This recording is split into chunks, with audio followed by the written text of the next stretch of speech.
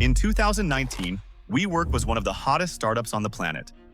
A tech unicorn worth $47 billion, backed by SoftBank, praised by Wall Street, and hyped as the future of work.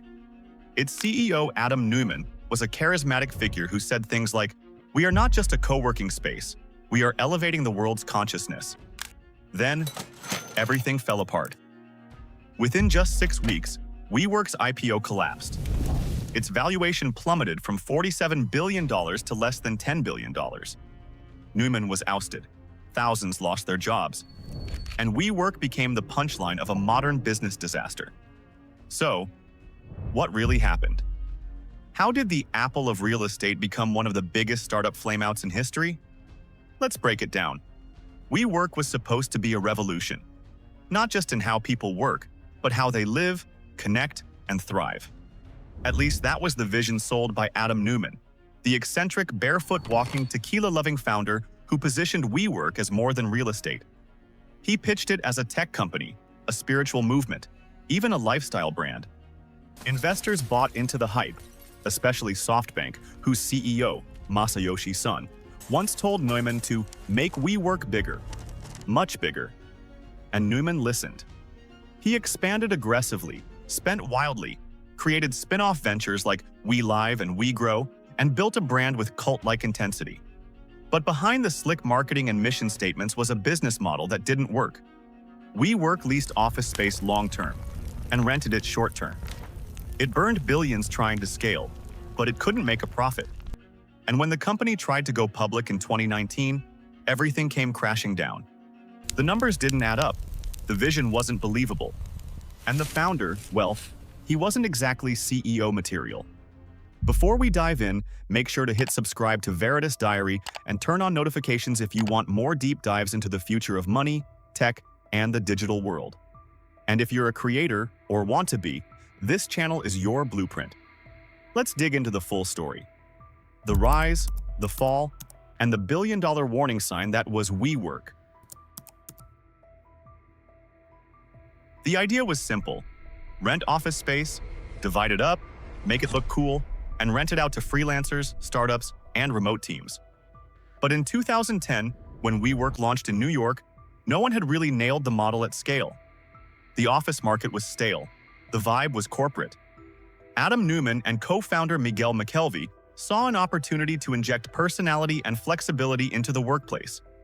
They decked out buildings with modern furniture, offered kombucha on tap, and fostered community through happy hours and networking events. For startups and entrepreneurs, it felt like a dream, affordable office space without long-term leases. By 2014, WeWork had 10 locations and was valued at $1.5 billion. By 2016, that valuation jumped to $16 billion. And by 2019, it reached a whopping $47 billion. But here's the thing, WeWork wasn't profitable, not even close. But that didn't stop investors, especially SoftBank. Masayoshi Son, the head of SoftBank, was known for his bold bets. He invested early in Alibaba, turning $20 million into $140 billion. When he met Adam Neumann, he saw the next visionary, a leader who could build something massive. In 2017, SoftBank invested $4.4 billion in WeWork. Over the next 2 years, they'd pump in billions more. You can't talk about WeWork without talking about Adam Neumann. Tall, charismatic, wildly confident. Neumann was the kind of founder VCs dream about, until he wasn't. He also once said he wanted to become the world's first trillionaire and live forever. Not joking. According to the Wall Street Journal, he had private jets, lavish parties, and once smoked weed on a company plane to Israel, leading to the plane being impounded. In August 2019, WeWork filed its S-1 documents to go public. And the numbers were shocking. $1.6 billion in losses in 2018, $47 billion in lease obligations. No clear path to profitability. But it wasn't just the finances. It was the bizarre language in the filing. It referenced Adam Neumann 169 times. Within weeks, the IPO was shelved. Then the house of cards began to fall. Neumann was forced to resign. Thousands of employees were laid off. SoftBank had to step in with an emergency bailout. The dream of a tech-fueled real estate empire was over. After Neumann's ouster, SoftBank took control and tried to salvage the company.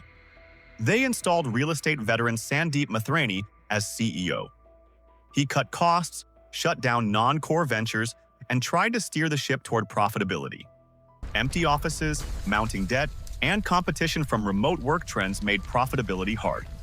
In 2023, they warned of potential bankruptcy, and in 2024, they officially filed. The company that was once a $47 billion tech darling was now worth pennies on the dollar. So, what can we learn from the rise and fall of WeWork? First, hype is not a business model. WeWork had vision, it had style, it had a magnetic founder who could command rooms and close billion-dollar deals. But what it didn't have was a sustainable way to make money. The business model was fragile from the beginning. Renting long and leasing short might work on a small scale, but when you try to do it globally without clear systems or financial controls, the math just doesn't work. Second, founders matter, but so does accountability. Adam Neumann was brilliant in one way: he could sell. He sold the dream of a company that was more than office space. He sold a lifestyle, a revolution, a new way to live and work. But a company can't be built on charisma alone. There must be checks and balances. There must be governance. There must be someone in the room willing to say no. In WeWork's case, there wasn't. The board enabled Neumann, investors fed the fire, and employees were left to clean up the mess when the fantasy crumbled. The founder worship that often drives Silicon Valley funding can be powerful, but when it goes unchecked, it can be dangerous. Third, not every company needs to be a tech company. WeWork was a real estate business, but it wrapped itself in the language of disruption. Words like scalability, community, platform, and even consciousness were thrown around like buzzwords to justify inflated valuations. But at the end of the day, it rented desks. Desks with kombucha on tap, sure, but still desks. That doesn't mean it wasn't valuable. But when you inflate a business far beyond its core function, when you treat it like it's building the next Google when it's just subleasing real estate, the bubble is bound to pop. And pop it did. Fourth, and maybe most importantly, we have to ask ourselves, what are we building for? There's nothing wrong with ambition. There's nothing wrong with big dreams.